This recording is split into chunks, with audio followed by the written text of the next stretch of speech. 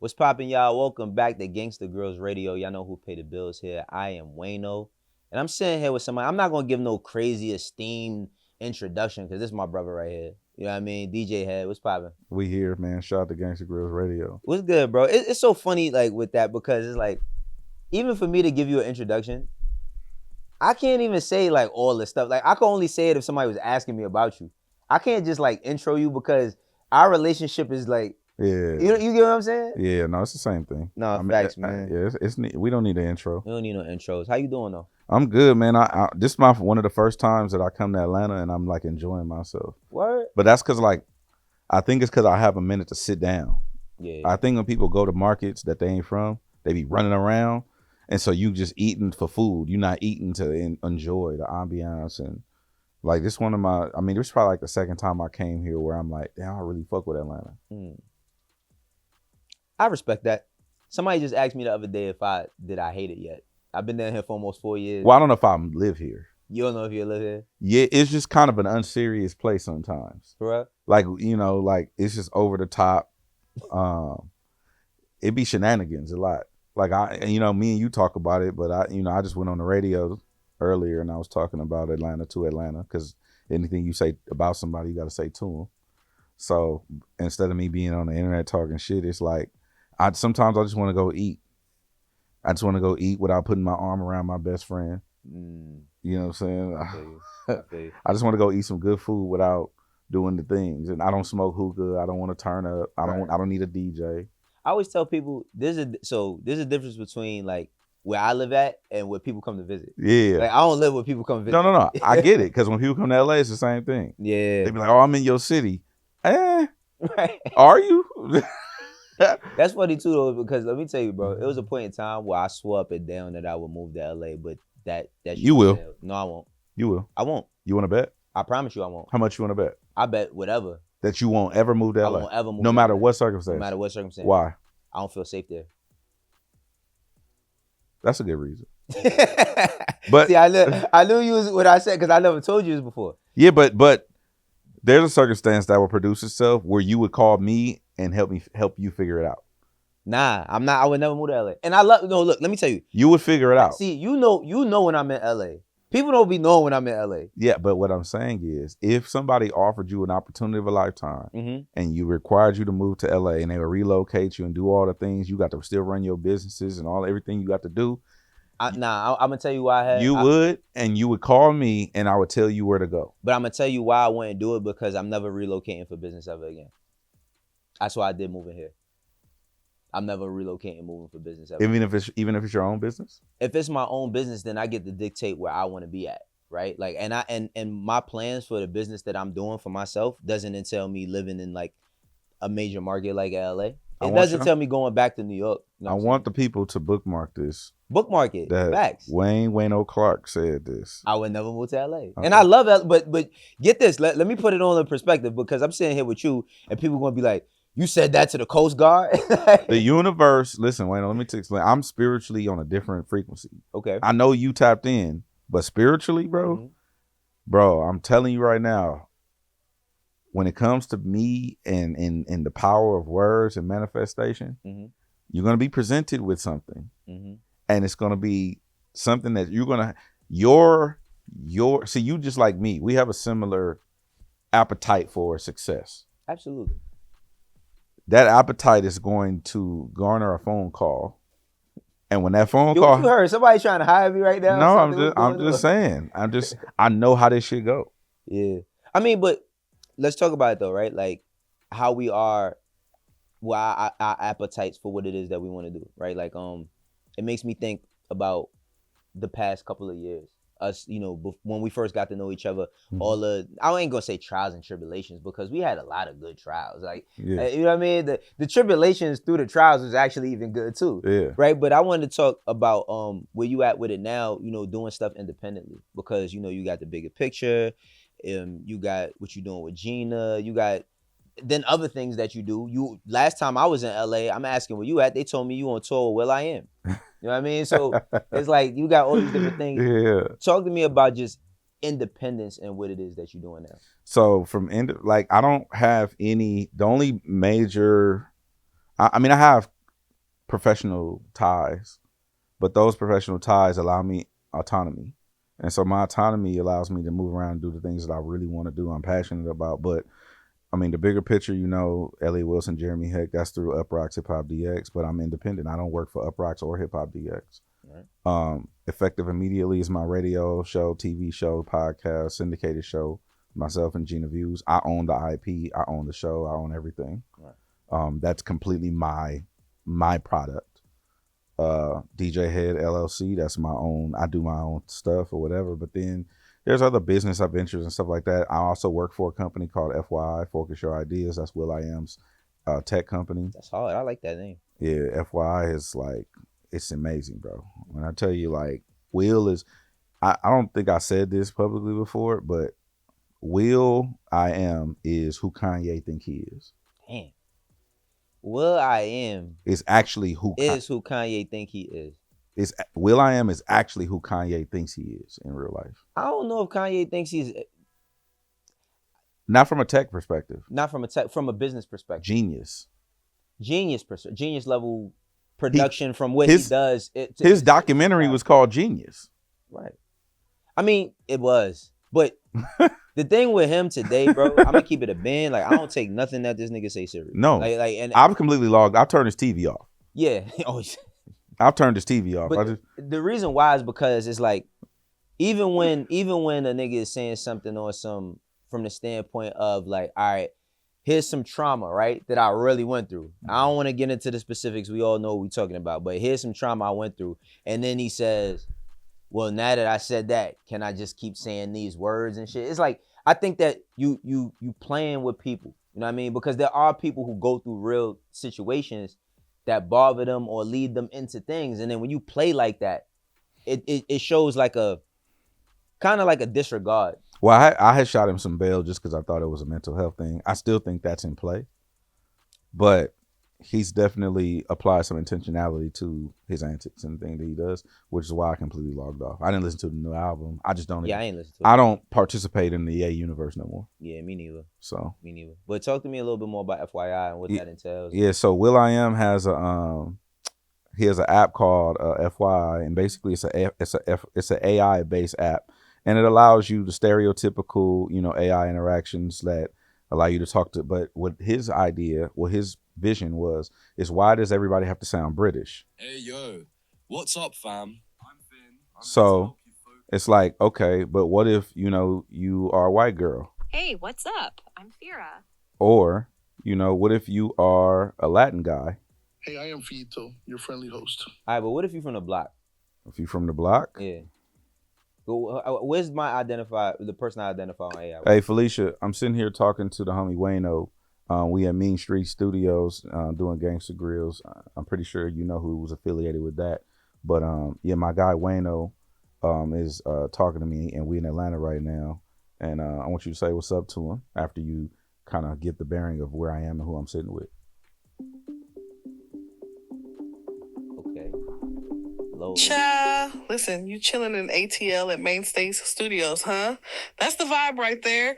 And you sitting with Wayno, talking all about them Gangsta Grillz. Mm-hmm. Wayno, what's good, my dude? That you done earned. Y'all's cooking up something fierce, ain't you? I got my ear to them streets, even from across the block. Keep it moving, keep it grooving. You dig? Enjoy the vibes down there and keep representing like only. Yo, if you had to pick one, what's your favorite Gangsta Grillz out of all the mixtapes? Nah, yo.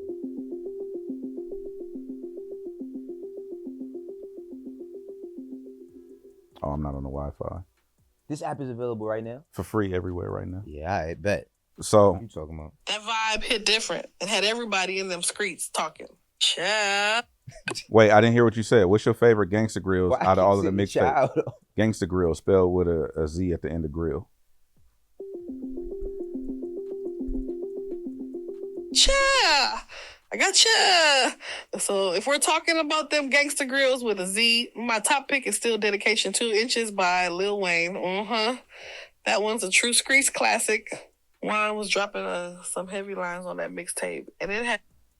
My favorite is the Gangsta Grillz that Drama did with Nipsey. What's your favorite song, or pick a song off of that mixtape that you think Wayno would like? that Gangsta Grillz with Nipsey Hussle. That's a gem right there. If I'm picking a track from that mixtape that I think Weezy would vibe with, it's gotta be Ocean Views. That track hit is hard. Then I'm talking all about growth, the journey, and seeing the bigger picture. Nipsey was always dropping wisdom and them real street tales. Something Wayne could definitely connect with. You feel me? That's crazy. I mean, I would have went with Count Up That Loot. I'd have went with Count Up That Loot. But that's crazy, bro. So yeah, so that's just a snippet of what this app. That's a snippet? That's a snippet, bro. And so what's crazy about this, and Will, this is all Will's, brainchild, him and Sunil. Mm-hmm. And they brought me on. So my job, so there's this shit on here called, so that's just the AI part, but it's many more facets to the app. But I mean, people can't see, but if I scroll through here, you know what I'm saying? I scroll through here, these are the radio stations. Okay.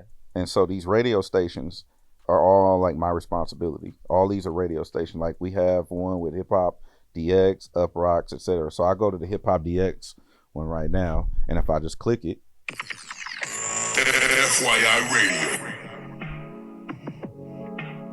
I need ends, man. Hey, DJ Head, big news in the music world. Young Thug recently opened up about his relationship with Gunna, and it's a bit spicy. After weeks of rumors and subtle disses, Thug sat down with GQ. But when asked about the rift, he left us hanging with an I don't know about their current status.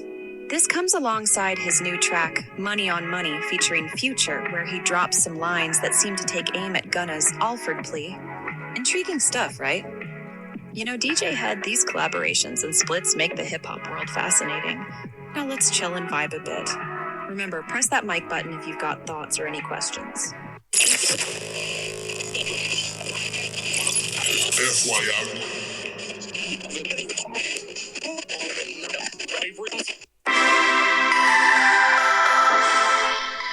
straight in. Straight into music. And so I'm the music curation lead. So I lead the team that's responsible for programming all of the music on. I'm a program director for all the radio stations. That's amazing, bro. So shout out to Will, man. Yeah, shouts out to Will, man. I mean, Will has been he's done so much in his career that was crazy. That was an experience, and I ain't even got the app. You know what I'm saying? Oh no, that's just a snippet, bro. Man, well, I mean, you are here in Atlanta, right? Yeah. Kendrick's show is tomorrow. Yeah. What's your feelings on the tour? Like how it's been so far? Set list, performances, energy. I think the set list kind of changes a little bit depending on where he goes or whatnot. I don't know that for sure. It's not a confirmation. I know everything I say now is an announcement. Oh yeah, absolutely. But that's not But as from the shows, I did see a lot of naysaying online, and to me, these shows been looking like it's a lot of bots. It's a lot of bots out there in the stands. See TC, like it's a lot of bots everywhere, don't it? Nah, man. I mean, automatons. What are they? Nah, it's crazy. Androids. It's crazy. What do Elon call this shit? Optimists. A lot of Optimus bots. Optimists. In the stands. Nah, man. This whole it's crazy how I think people move the goalpost to whatever they feel they want to. He did 60,000, not 61,000. Yeah. Oh my God. You know what I mean? Oh, it's not. it's not packed out. It didn't sell out. It's just dumb to me at this point. It's 40,000 plus people. Even if it's 20,000 people. No. Hold on. Here's the thing, bro. What? This is the part that I have a visceral reaction to, and it's not even because of Dot or Ken, like none of that shit. Not even because of the homies. Mm-hmm. A lot of people have everything to say who have never done the thing, which is why I respect Wayno so much. I respect Wayno. Wayno has a particular critique on music or whatever, but Wayno has signed artists. Wayno has worked in the music industry. And that punch hit me too after I was talking. I got a lot of plaques too that I won't be talking about, but that's another story. Same. Yeah. Salute. And I think that was crazy. Like punch hit me. And I was talking about this before, but I find myself as a music person talking to a lot of non-music niggas. All the time. And so everybody can have an opinion, but when you engage me in a certain type of conversation, like for instance, you come from a certain lineage. Facts. You might talk to your homies that come from the same lineage the same way as you probably won't discuss with the homie that just went to school every day and went to college or whatever. Y'all having two totally different conversations because one conversation is not for that other group. Facts.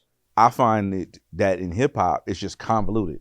It's just a bunch of noisy conversations and they're all mixed in together. And so I come off as I just learned glazing this last year. I'm a glazer. Yeah. Well, you know why that happens though, right? While the conversations happens because people think that they know music because they listen to music. So they no for real. Like people think like, oh, well, like because they listen to it. I eat food. Don't make me a chef. No facts, but a lot of people know this is how this shit really be going, bro. Like, see, if a lot of times when I'm giving a critique on music from a fan standpoint, objectively, I'm giving that based on like how I deal with music. Then people they want me to talk from the A&R perspective, but they want me to run the two. But my perspectives come with experience, right? Yeah. People think because they've been listening to music their whole damn life that they music people. That's how this shit really go. Like, yeah, no, people think, they be like, yo, A&Rs don't know nothing. I'd be like, what do you know about reforecasting the budget? You know what I'm saying? Like, what do you know about allocation? What do you, and that's beyond the conversation of just having music banter about just opinion and shit. We can have a bunch of opinions, but people make their opinions strong based on how long they've been listening to music. Yeah. Or how they feel and not facts. Yeah. It's all a bunch of emotion, which is cool. But at least present me with that before we have a conversation. It's how I feel. Okay, well now that it's like dealing with a woman. Mm-hmm. Oh, if this how you feel, it'll have nothing to do with facts. Because your girl will tell you that she feel like you don't care, but I'm like, but do you know I care about you? Yes, but I don't feel like it. I don't know what that means. Yeah, that can mean a lot of different things. You know what I'm saying? That can mean a lot of different things. But I mean, what I take from the whole like the show, I think that the live experience, like people don't know how to separate experiences, right? Like when you have the audio experience, that's when the album drops. And I'm speaking generally about albums, right? You have that experience and that's for that. Live is a totally different story. Yeah. How it works. It's storytelling. It's live is a whole different thing. And I think that my problem with people today and how they talk about all of this is they have too much access. Too much access. Everybody has too much access to everything. You know what I mean? And because they have so much access to everything, along with a strong-willed opinion, because they know it all and they don't want to listen to anything, makes them experts. Yeah. You know what I mean? But the point of what I was saying, you're right. But the point of what I was saying is it could be an arena, it could be a stadium, it could be a baseball field. You cannot fake hard ticket sales. Nah, you cannot fake tickets. You could fake streams, you could fake radio spins, you could fake all kind of shit. Asses in seats. Yeah. Is still unfakeable as of this recording. Now, when they figure that out, we got a whole nother issue. Yeah, that's a whole nother thing. You know what I mean? But asses in seats, that's a whole nother you can't fake that, bro. Yeah. And you got to think about the economy that comes with that. Because to me, and I've said this before, but I haven't dove into it, that's the new litmus test. Because if you think about it, now we the old niggas in the room. I came up buying physicals. Me too. When I was a really little kid, it was cassette tapes. Went to CDs. Then they went to bigger, larger capacity CDs, then DVDs, etc. Right? But in order for me to listen to the Marshall Mathers LP, I had to get on the bus or get a ride to Sam Goody. I had to buy that motherfucker. Same thing with Unison. I mean, Unison in the City, Shawty Low. Mm-hmm. Same thing with Free City, Saint Lunatics. Same thing with Ghetto Fabulous. City in the Ghetto, BG. Ghetto Fabulous was the first record I bought. I think one of the first records I bought as an adult with my own money. Like, I chose Ghetto Fabulous over the Blueprint. And they dropped the same day, September 11th, 2001. I bought Ghetto Fabulous. It was a CD. It was like, this Fab is my guy. That's who I'm choosing. Okay. I'm riding with Fab. Yeah, we all are. I mean, Blueprint was better, but Fab did drop a ball with that joint. I ain't gonna lie. So, boom. But I had to actually I had to commit to verbs. Verbs are action words, kids. So I had to commit to a verb in order to participate. Meaning I had to leave my house, go do a thing, to then buy the CD to actually consume the art. Right. Now it's so available, you don't have to do that. So the new litmus, you got kids, you got a family. In order for you to go to Miami to see Jay-Z do the Blueprint live, you got to you got to figure out what to do with your kid. There's logistics involved. You got to coordinate travel, You got to get a hotel. Same thing if you go see a show here in Atlanta. You know, you go see Kendrick at the Mercedes-Benz. Everybody who going ain't single and popping and lit outside. You got to find a babysitter. You got to get an outfit. You got to get your hair done. You got to get your toes because you're going to have the open toe heels on. Then you got to pay for parking. You got to put gas in your car. There's an economy that comes with participation. You can't fake that. That's a fact. You feel me? That's a fact. I mean, that's one of the things that I feel like everybody learned from last year to this year. You know what I'm saying? Is that you cannot fake. One thing you cannot never do is skip over culture. No. You cannot skip over culture. Nobody's bigger than the program. And you cannot fake engage. Well, you can fake engagement, but not on that level, like you talking. You know what I mean? In person. And the conversation around all this bot shit and all this other stuff, it's just gotten so lazy into people not understanding that dog was something way before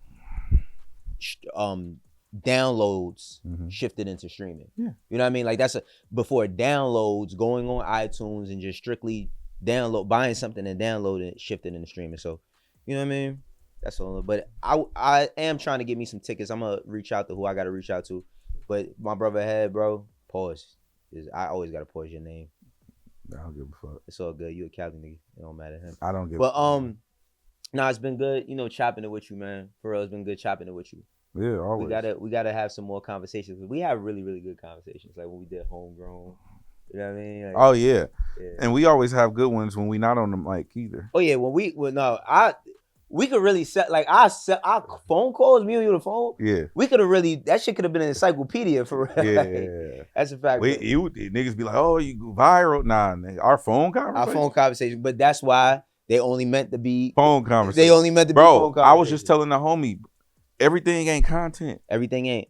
Just because we have a good conversation don't mean we need to start a podcast. Everything ain't content, bro. Fact. Some shit ain't to be discussed on the air. That's a fact. So, but thank you for kicking it with me, my brother. Yeah, always. This is Wayno. This is Gangsta Grillz Radio. Gangsta. Y'all know who paid the bills here. Wayno, DJ Head. Catch y'all later. I ain't paying shit.